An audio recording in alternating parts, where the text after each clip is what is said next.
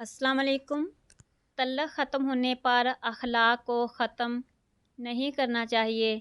اللہ کی رضا: جب تم آزمائش سے گزر کر اللہ کی رضا میں راضی ہونا سیکھ لیتے ہو، تب اللہ بھی تمہاری ہی چاہت مکمل کرنے کے لیے راضی ہو جاتا ہے۔ رشتوں کو بچانا چاہتے ہو تو چھوٹی چھوٹی باتوں کو درگزر کرنا سیکھو۔ خاموشی کو بھی سنا کریں، یہ بہت خوبصورت باتیں کرتی ہے۔ جب رشتوں میں ضد اور مقابلہ آ جائے تو یہ دونوں جیت جاتے ہیں، بس رشتہ ہار جاتا ہے۔ وہ اللہ ہی تو ہے جو دلوں کی خاموشیوں کو بھی سن لیتا ہے۔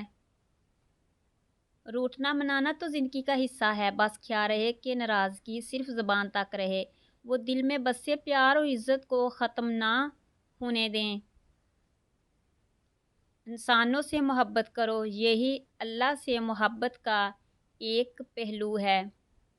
کیجیے ہر بات پر صبر و شکر، کیونکہ بہت حسین ہے خدا پر یقین کا سفر۔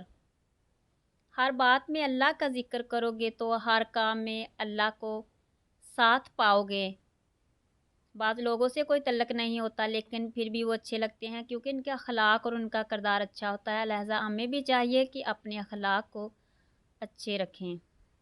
جب یقین کا رشتہ اللہ تعالیٰ سے جڑ جاتا ہے تو پھر اللہ اپنے بندے کو کبھی مایوس نہیں کرتا۔